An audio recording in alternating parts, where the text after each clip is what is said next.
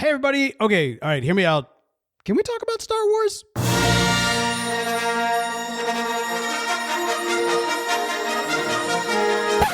I think George Lucas gonna sue somebody.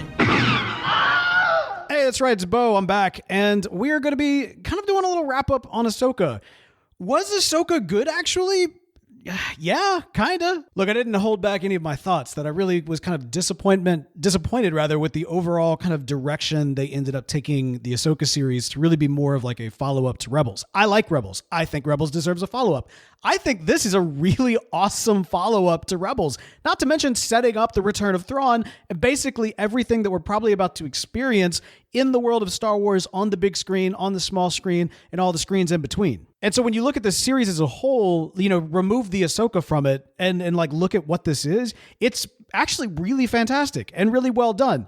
But again, my critique overall has mostly been that it's like, here's all the stuff and here's all the plot and here's the rebels without a whole lot of development for Ahsoka. We got a little bit of that, a little bit here and there, but for the most part, she was just kind of there. She was really more of a Gandalf character. I mean, like, clearly, visually, at every single level, Filoni wanted to take Ahsoka and make her into a Gandalf for this next era of Star Wars. And I think he actually did that in a really good way. I just don't know that you need to do that in a Gandalf series. You need to do that in a Lord of the Rings series. Gandalf works well in the Lord of the Rings. Gandalf would not work as, like, the Lord of the Rings would not play as well if the movie was like the Gandalf movie. It's a problem of marketing and expectations and kind of presenting the character in such a way. Like, because this was presented as the Ahsoka story, there are promises about that character that you expect, and to some of which were absolutely delivered on with, you know, her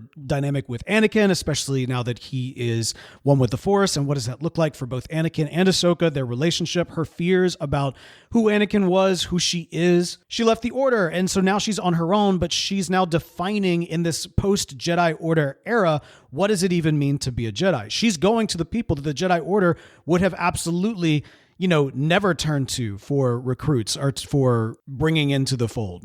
And from that standpoint, with Sabine's journey, like, she really is kind of a Kyle Katarn-esque character in the universe right now. Kyle Katarn, video games, Dark Forces, a fantastic video game franchise back in the day. Pre-prequels, all that kind of good stuff. With Kyle, the concept behind Kyle Katarn and where they really took him in the Jedi Knight series was kind of like a, what if Han Solo, but also is a Jedi? That's essentially what we've got with Sabine. What if Boba Fett, but is also a Jedi? Yes, and I realized with kind of, you know, Tar Vizsla and kind of the Clan Vizsla and the Darksaber, we've had this concept explored before, and even with Grogu from the other side. But Sabine is like altogether unique in that she was a Mandalorian, but she was never really that good of a Mandalorian, if I could say that. Don't get me wrong. I mean, like, you know, she was a weapons manufacturer, or she created weapons that basically the Empire used to decimate her people. She's very gifted, talented. She's also an incredible fighter and pilot, you know, all the Mandalorian things. But from a cultural standpoint, she never really had the same kind of respect. She loved her family, but she didn't have the same kind of respect for that culture. Everything about her armor communicated that. As an artist, she's constantly coming up with new designs and kind of, you know, plastering the chair in her room and everybody's room in the Ghost, as well as her very armor, this kind of sacred thing, which all Mandalorians paint up. That's definitely there. But I don't know. There was always kind of this level of a lack of deep respect that perhaps sometimes we kind of attribute to Mandalorians that they have for their armor. That's what I mean when I say she wasn't a quote unquote good Mandalorian. She was a great Mandalorian. But my point is that, like, Mandalorians might not necessarily see her as one of their own, or at least to have the same kind of reverence for their creeds and culture. So once their planet is destroyed by the Empire, her family is all but gone, completely wiped out from what we learned in this final episode. And because of her ties with Kanan, and then of course especially Ezra, she becomes this potential mentee, this potential apprentice for Ahsoka, who herself has been abandoned by her order. Ahsoka, you might even argue, is a bad Jedi from that standpoint, right? Like, the Jedi Order at one point hunted her down thinking that she had betrayed them. And then when they, are bad and try to let her back in, she walks away from the Order. She's like shirked that name of Jedi. Like, specifically when she confronted Vader in Rebels, you know, Vader calls out her actions as not the Jedi way. Her response, I am no Jedi. So the quote unquote bad Jedi training up this bad Mandalorian into this kind of new third way is kind of fascinating. But there is part of me that was like, when she's still wielding Ezra's lightsaber, I kind of want her to forge a new Darksaber. And maybe that's part of the reason why the Darksaber was destroyed in Mandalorian Season 3, is because we're about to have kind of a new Darksaber being crafted. I mean, they got the Night Sister sword. It has kind of that Darksaber aesthetic. I wonder if we could see this combination of Ezra's lightsaber, the weapon of a Jedi, and the Towson saber. I forgot exactly what it was called, but basically, what if we see Sabine, a weapons manufacturer, work on both of these things to craft essentially what is a new Darksaber? I think that could be fantastic, and it's something kind of exciting for Season 2 of Ahsoka, if and when we get there. But suffice to say, while I loved so much about this finale, and while like the series continued to get better and better as things went along, there is a bit of like a stinging pain inside me, because I feel like the promise of what an Ahsoka-Luke relationship is, like this episode and really the series kind of told us we're never going to get that. That's not a story they want to explore. They want to keep Ahsoka, and for that matter, like Huyang, ties to the Old Order.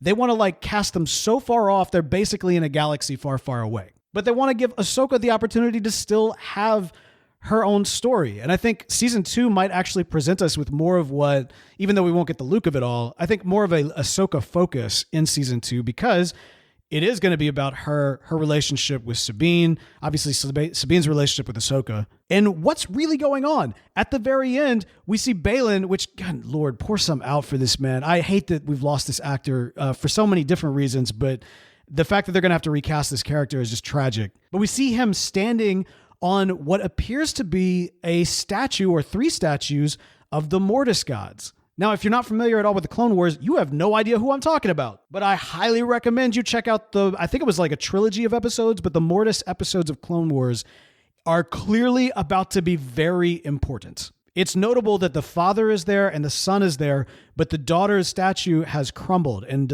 it does not exist.